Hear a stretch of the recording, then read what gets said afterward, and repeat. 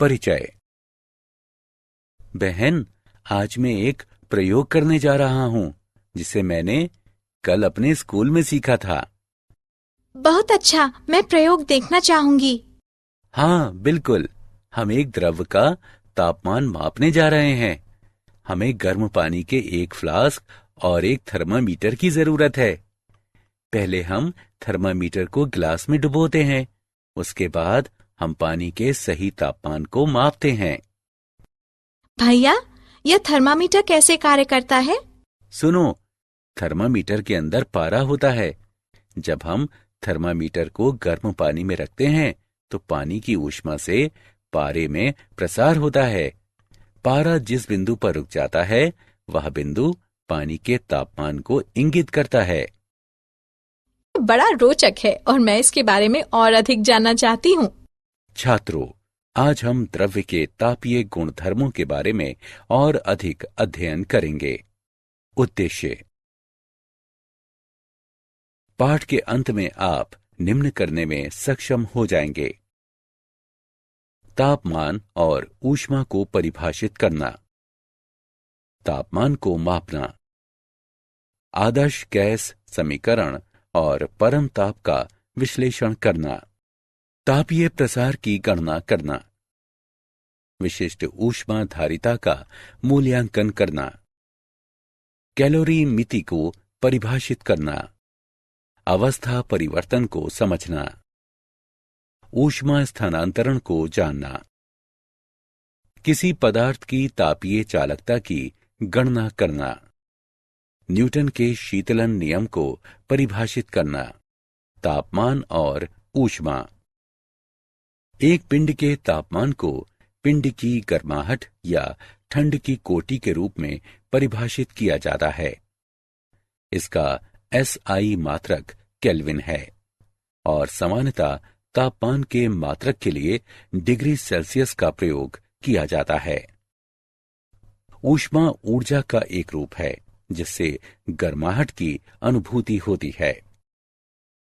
इसका SI मात्रक joule है और आमतौर पर मात्रक के लिए कैलोरी का उपयोग किया जाता है। 1 कैलोरी बराबर 4.184 जूल। इसका विमीय सूत्र ml² T⁻⁻²। तापमान का मापन। किसी पिंड के तापमान को मापने के लिए जिस उपकरण का उपयोग किया जाता है उसे थर्मामीटर कहते हैं। थर्मामीटर को विभिन्न पैमानों पर डिजाइन किया जाता है जो इस प्रकार है: सेल्सियस पैमाना, फ़ारेनहाइट पैमाना, केल्विन पैमाना और र्यूमर पैमाना। जल के क्वथनांक को ऊपरी नियत बिंदु कहते हैं। जल के हिमांक को निचला नियत बिंदु कहते हैं। विचार करें कि किसी पिंड का सेल्सियस पैमाने पर तापमान C हो और फ़ारेनहाइट पैमाने पर तापमान F हो तो C/100 बराबर F-32/180।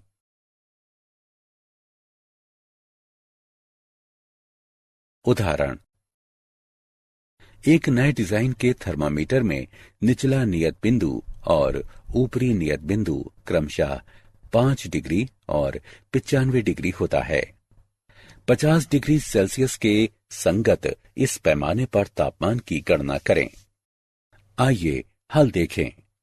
मान लें कि 50 डिग्री सेल्सियस के संगत पैमाने पर तापमान थीटा है तो θ-5/95 बराबर C/100। सरल करने पर हम प्राप्त करते हैं θ-5/90 बराबर 50/100, अतः थीटा बराबर 50 डिग्री। इस प्रकार डिजाइन किए गए थर्मामीटर के पैमाने पर अभीष्ट तापमान 50 डिग्री है।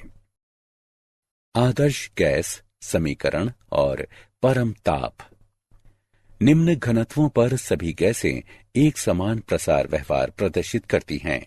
चूंकि PV बराबर नियतांक और V/T बराबर नियतांक तो PV/T भी नियतांक है।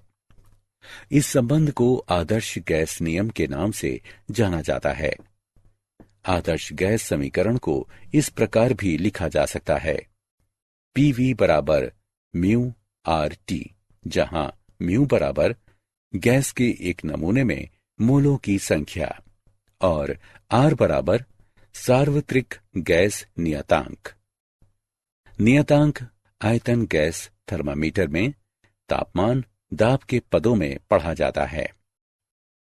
परम ताप वह तापमान जिस पर कंपन को छोड़कर समस्त आणविक गतिविधि रुक जाती है, परम ताप कहते हैं। यह अत्यधिक निम्न तापमानों पर गैसों के व्यवहार से गणनाओं और प्रेक्षणों द्वारा प्राप्त एक सैद्धांतिक मान है। परम ताप को घटा 273 डिग्री सेल्सियस के बराबर माना जाता है। तापीय प्रसार। तापीय प्रसार को एक ऐसी प्रक्रिया के रूप में परिभाषित किया जाता है जिसमें कोई पदार्थ गर्म करने पर फैलता है। तापीय प्रसार के निम्न प्रकार हैं। रेखीय प्रसार। प्रसार के इस प्रकार में पदार्थ केवल एक ही दिशा में फैलता है, अर्थात लंबाई में। क्षेत्रीय प्रसार। प्रसार के इस प्रकार में पदार्थ दो दिशाओं में फैलता है, अर्थात लंबाई और चौड़ाई में। आयतन प्रसार। प्रसार के इस प्रकार में पदार्थ तीन दिशाओं में फैलता है, अर्थात लंबाई, चौड़ाई और ऊंचाई में। रेखीय प्रसार। मान लें कि L लंबाई की एक छड़ है जिसे डेल्टा T तापमान से गर्म किया जाता है, और मान लें कि इसकी लंबाई L डैश हो जाती है। लंबाई में परिवर्तन मूल लंबाई और तापमान में परिवर्तन के अनुक्रमानुपाती होता है। इससे प्राप्त होता है L डैश घटा L अनुक्रमानुपाती L डेल्टा T, या L डैश घटा L बराबर alpha L delta T। Alpha का मान बराबर L डैश घटा L डेल्टा T, जहां अल्फा बराबर रेखीय प्रसार गुणांक है।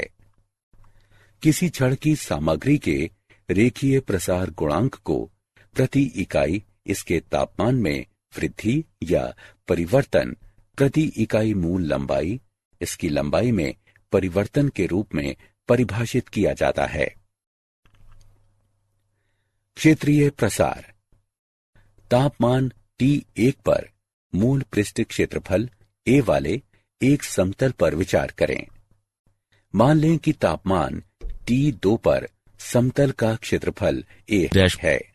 इससे प्राप्त होता है A डैश घटा A अनुक्रमानुपाती A डेल्टा T, या A डैश घटा A बराबर beta A delta T। Beta का मान बराबर A डैश घटा A बटे A डेल्टा T, जहां बीटा बराबर क्षेत्रीय प्रसार गुणांक। क्षेत्रीय प्रसार गुणांक को प्रति इकाई इसके तापमान में वृद्धि या परिवर्तन प्रति इकाई मूल क्षेत्रफल पिंड के क्षेत्रफल में परिवर्तन के रूप में परिभाषित किया जाता है। आयतन प्रसार गुणांक। तापमान T1 पर विशिष्ट ऊष्मा धारिता। किसी पदार्थ की विशिष्ट ऊष्मा को इसके इकाई द्रव्यमान के तापमान को 1 डिग्री सेल्सियस बढ़ाने के लिए आवश्यक ऊष्मा की मात्रा के रूप में परिभाषित किया जाता है। इसे C से निरूपित करते हैं। इसका SI मात्रक जूल प्रति किलोग्राम प्रति केल्विन है। इसका विमीय सूत्र m⁻0 L² T⁻⁻2 K⁻⁻1। M द्रव्यमान वाले किसी पदार्थ के तापमान को डेल्टा T तक बढ़ाने के लिए इसे दी गई ऊष्मा की मात्रा है H बराबर mc डेल्टा T, जहां H बराबर आवश्यक ऊष्मा की मात्रा और C बराबर पिंड की विशिष्ट ऊष्मा। पूरे निकाय के ताप को 1 डिग्री बढ़ाने के लिए आवश्यक ऊष्मा की कुल मात्रा को ऊष्माधारिता कहते हैं। इसका विमीय सूत्र m1l की घात 2 t की घात घटा 2 k की घात घटा 1 होता है। इसका SI मात्रक जूल प्रति केल्विन होता है। ऊष्माधारिता बराबर mc, जहां c बराबर निकाय की विशिष्ट ऊष्मा है और m बराबर निकाय का भार है।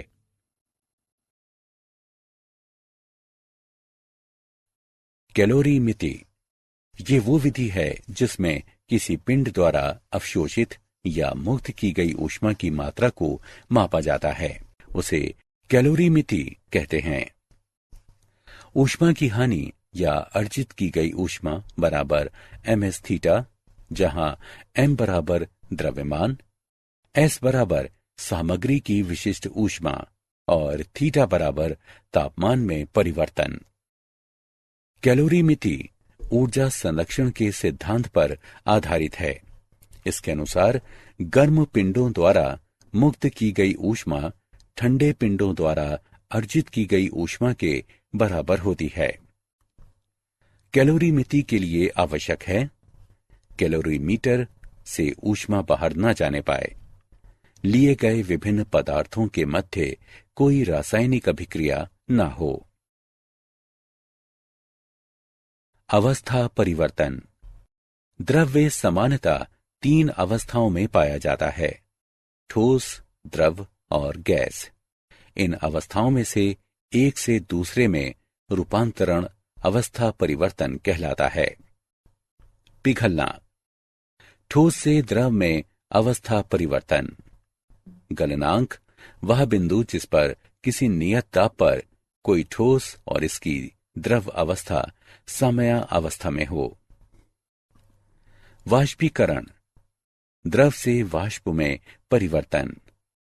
क्वथनांक वह तापमान जिस पर पदार्थ की द्रव और वाष्प अवस्थाएं साथ साथ होती हैं। विलय। द्रव से ठोस में अवस्था परिवर्तन। पुनर्हिमायन। दाब के अंतर्गत क्रमिक रूप से पिघलना और बर्फ के 2 खंडों से दाब को हटाने पर जमना। ऊर्ध्वपातन। बिना मध्यस्थ द्रव अवस्था से गुजरे ठोस अवस्था से सीधे गैस अवस्था में रूपांतरण की प्रक्रिया। गुप्त ऊष्मा। अवस्था परिवर्तन के दौरान किसी पदार्थ द्वारा अवशोषित या मुक्त की गई ऊष्मा की मात्रा, जैसे कि नियत तापमान एवं दाब पर बर्फ का जल में बदलना। ऊष्मा स्थानांतरण। ऊष्मा 3 तरह से संचरित हो सकती है, चालन द्वारा, संवहन द्वारा, विकिरण द्वारा। चालन किसी ठोस पदार्थ के एक सिरे से दूसरे सिरे तक घटक कणों की वास्तविक गति के बिना ऊष्मा स्थानांतरण। संवहन घटक कणों की वास्तविक गति से ऊष्मा उच्च तापमान वाले क्षेत्र से निम्न तापमान वाले क्षेत्र की ओर स्थानांतरित होती है। विकिरण ऊष्मा उच्च तापमान वाले एक पिंड से निम्न तापमान वाले एक दूसरे पिंड तक उनके बीच किसी प्रत्यक्ष संपर्क के बिना स्थानांतरित होती है। किसी पदार्थ की तापीय चालकता किसी ठोस के उच्च तापमान से निम्न तापमान की ओर स्थानांतरित ऊष्मा की मात्रा इसके पृष्ठों के अनुप्रस्थ क्षेत्रफल, दोनों पृष्ठों के मध्य तापांतर, समय के अनुक्रमानुपाती और दोनों पृष्ठों के मध्य की दूरी के व्युत्क्रमानुपाती क्रमानुपाती होती है।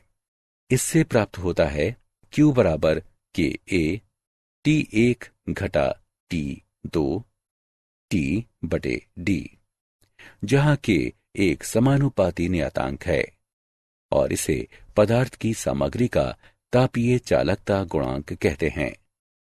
किसी पदार्थ के तापीय चालकता गुणांक को एकांक समय में उस पदार्थ के एकांक घन के एक पृष्ठ से इसके विपरीत पृष्ठ की ओर स्थानांतरित ऊष्मा की मात्रा के रूप में परिभाषित किया जा सकता है, जब इन दोनों पृष्ठों का तापांतर एकांक हो। उदाहरण। आइए तापीय चालकता का एक उदाहरण लेते हैं। बराबर लंबाई की दो छड़ें ए और बी हैं। प्रत्येक छड़ के सिरों का तापमान T1 और T2 है। क्या शर्त है कि छड़ों ए और बी से ऊष्मा के प्रवाह की दरें बराबर हो जाएं? आइए हल देखें। दिया है L1 बराबर L2। क्योंकि छड़ों से ऊष्मा के प्रवाह की दरें बराबर हैं, इसलिए डेल्टा Q1 बटे डेल्टा T बराबर डेल्टा Q2 बटे डेल्टा T। व्यंजक को हल करने पर हमें प्राप्त होता है A1 बटे A2 बराबर L1 बटे L2 गुणा K2 बटे K1। अतः A1 बटे A2 बराबर K2 बटे K1।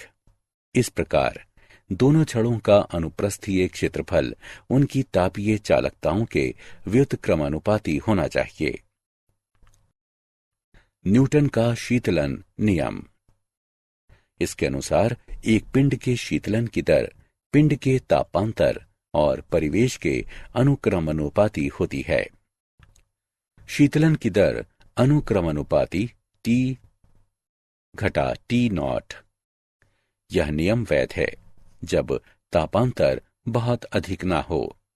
आइए उपपत्ति देखें। विचार करें कि तापमान T पर एक पिंड T0 तापमान वाले परिवेश में है, तो पिंड द्वारा प्रति सेकंड उत्सर्जित ऊर्जा है E बराबर सिग्मा अवयव है A T घटा T0 गुणा T जमा T0 गुणा T वर्ग जमा T0 वर्ग। चूंकि T T0 के अत्यंत निकट है, अतः E अनुक्रमानुपाती T घटा T0 है। शीतलन की दर अनुक्रमानुपाती T घटा T0 है। यही न्यूटन का शीतलन नियम है। मूल्यांकन। आगे बढ़ने से पहले आइए देखें हमने क्या सीखा। सही विकल्प को उठाकर उसके संगत स्थान पर रखें।